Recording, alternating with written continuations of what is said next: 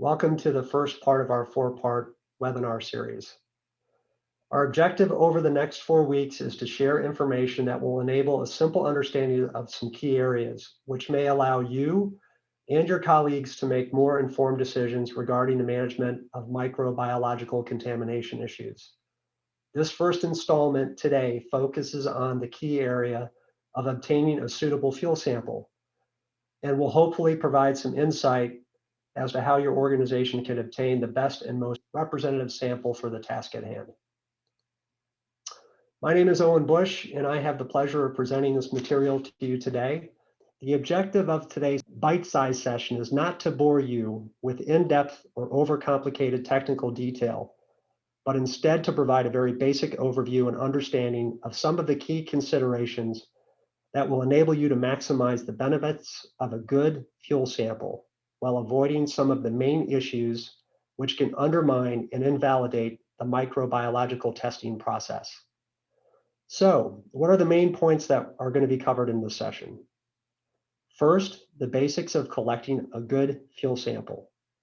What we mean by cross-contamination, simple steps to help avoid potentially misleading results as a direct impact of cross-contamination, and considerations for the appropriate transportation of samples that will be tested for microbiological contamination at off-site locations.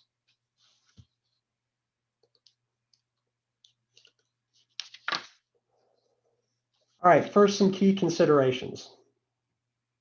To avoid wasting time, effort, and money, it's vital to understand that any testing process is only as good as the sample it is testing.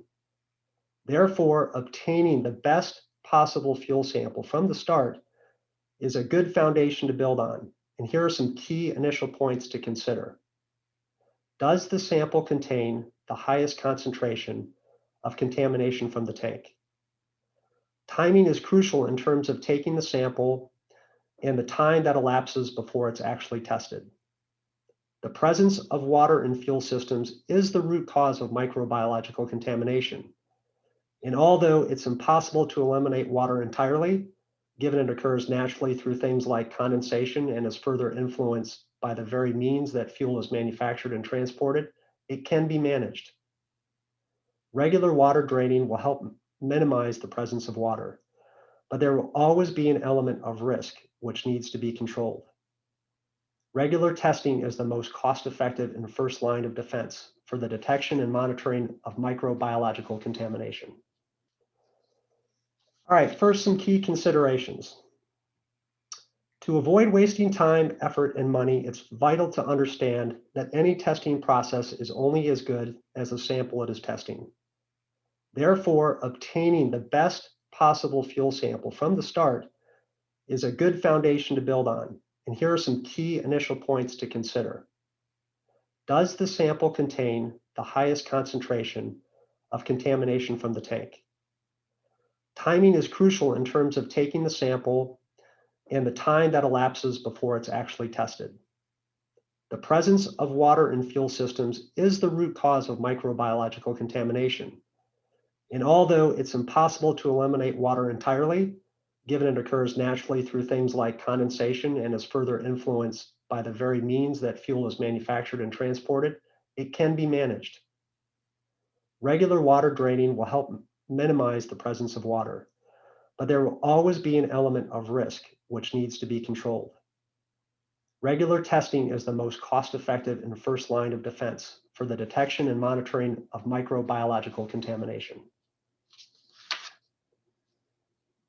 There is a vast amount of information and guidance on the control of microbiological contamination across various industries and groups, including IATA, JIG, ASTM, the Energy Institute, and others.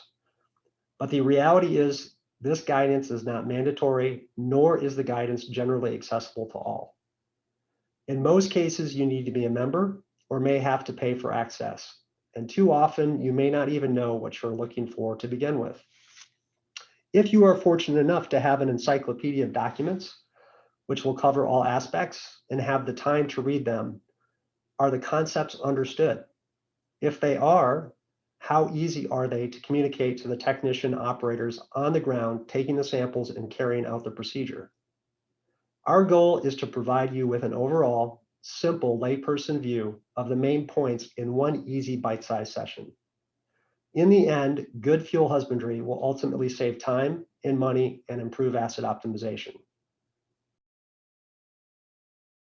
What do we mean when we talk about cross-contamination? So microbiological contamination can be introduced at any stage of the supply chain, which is why it can cause so many issues downstream of the refining process. Realistically, this form of contamination from one asset to another is very difficult to prevent.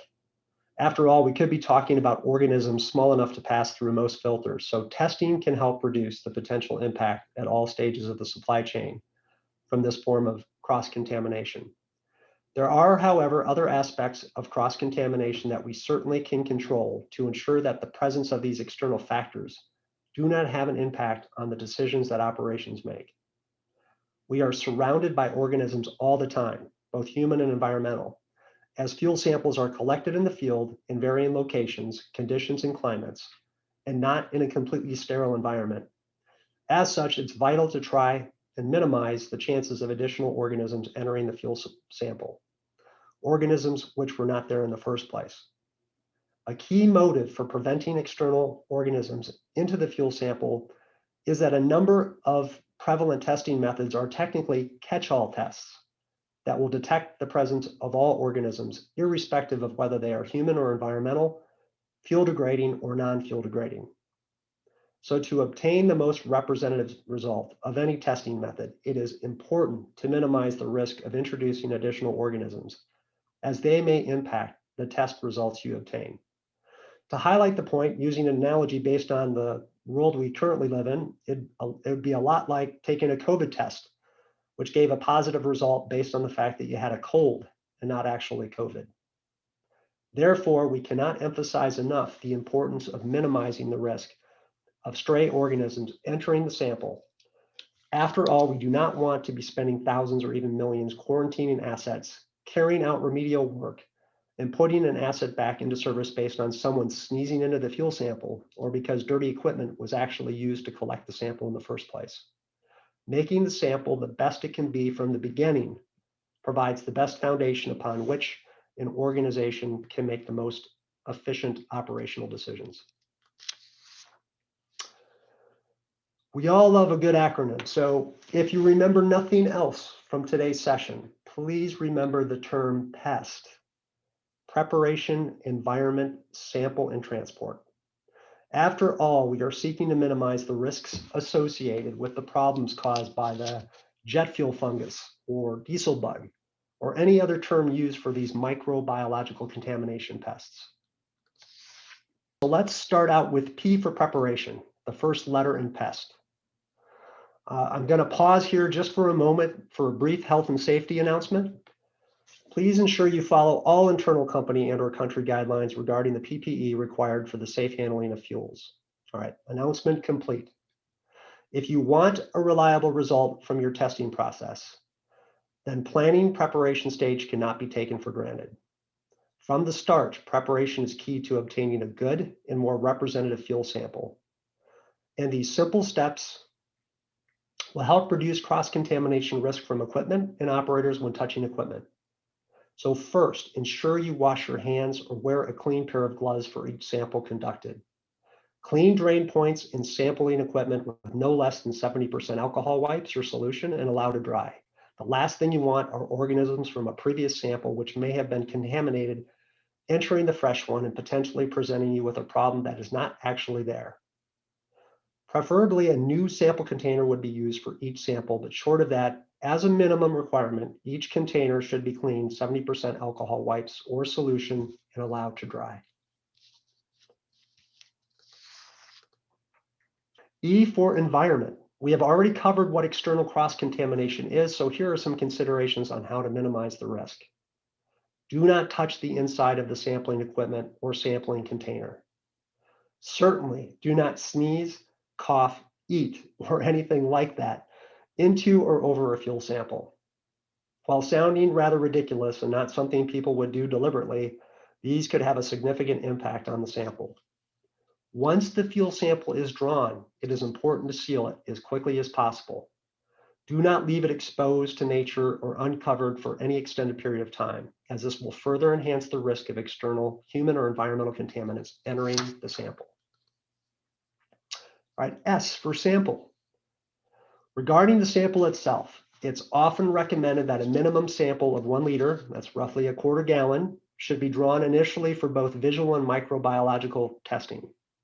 In an ideal world, taking samples from different parts of the tank would be widely practiced to obtain the most representative result, given organisms are not evenly spread.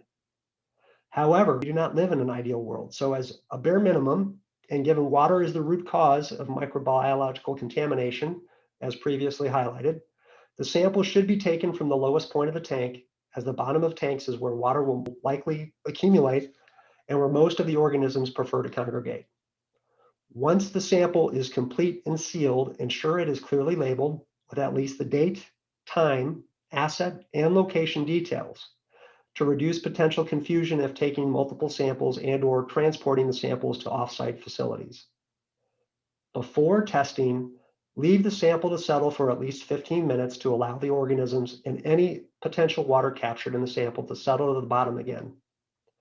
Once the sample has settled, and in order to conduct a microbiological test, you will need to extract the required subsample amount to perform the test from the bottom of the sample container in order to get the most representative result. Finally, on this point, if conducting different microbial tests for comparative purposes, it's vital that the same sample is used at the same time, irrespective of how long each test takes to provide a result. Delaying testing times between differing tests will impact the results each test will provide, and your comparison will be invalid. The final letter in PEST, T, stands for transport. Transport considerations are vital when ensuring the most representative results from any testing process. The reason being that organisms can change very quickly from the time the sample was drawn to the time they are tested. ASTM provides guidance on this front. Specifically, ASTM D6469 indicates that ideally, all testing should take place on site within minutes of the sample being drawn. The reason is twofold: to minimize the potential deterioration of organisms between testing and analysis, and to reduce the risks associated with extra handling and transport, which may introduce new organisms from the environment. As such, testing on-site provides the most representative means of detecting the levels of microbiological contamination present in the tank. But is this a practical procedure for all? The reality is that testing on-site may be difficult. So what can be done from a practical perspective to maximize the potential of getting the most representative sample? Well, ASTM D6469 does provide some assistance in this regard. Samples should be transported on ice and tested within 4 hours, and no later than 24 hours after taking the sample, as samples stored and transported at higher temperatures or for longer times can show the presence of microbiological contamination that is no longer representative of the actual fuel system conditions. While we are on this topic, it's also worth mentioning some fuel sample chain of custody considerations when using third parties to transport samples to off-site facilities. The question should be asked, can you guarantee that the sample is transported correctly, handled in the appropriate manner, and delivered within the required timeframes? Remember, any testing process or off-site facility can only test the sample it was provided. So ensuring chain of custody as much as possible can help safeguard the reliability of the results that your organization receives back.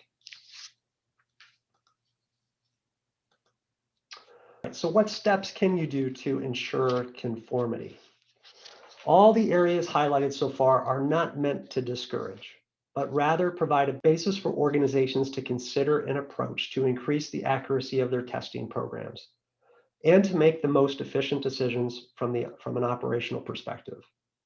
Establishing an appropriate process, providing ongoing instruction, and training to operatives in the field on these areas, and supervising activities will provide a solid foundation upon which to work from. And once established, the most important element is to practice and repeat until it becomes the norm. Using pest preparation, environment, sample, and transport as a starting point can help establish a foundation that can increase the likelihood of getting more representative results from microbiological contamination testing. So what does good look like? At a very high level, a good process would look something like the following. Where practical, regularly remove as much water as possible, as water is the root cause of microbiological contamination. Ensure drain points and sampling equipment are clean and samples are taken from the lowest point of the tank. Ideally, use new sample containers for each sample and that the samples are clearly labeled. If transporting to offsite facilities, ensure they are transported on ice. And finally, test as quickly as possible and within 24 hours to get the most representative sample. We hope that you have enjoyed this session today and it was simple to understand, but there's a few key takeaways that I'll summarize here. Any microbiological test is only as good as the sample it is testing, so it's important to take time to get the best possible sample, avoiding as many risks of cross-contamination as possible. Ensure all equipment is clean and as sterile as it can be. Test the sample at the earliest opportunity and ideally within 24 hours. If transporting the sample off-site, ensure it is transported on ice. The goal is to make any sample to be tested for microbiological contamination the most reflective it can be of the actual fuel system conditions. Testing is the most cost-effective and efficient first line of defense against microbiological contamination. So give testing method the best chance to do its job properly. So this was the first of a 4-part webinar series. So if you enjoyed it, please join us for the rest of the sessions. And in the meantime, I just want to thank you for your time today. And from all of us here at Canidia Bioscience, we would like to wish you, your families, friends, and fellow colleagues the very best of health and a pleasant remainder of the day.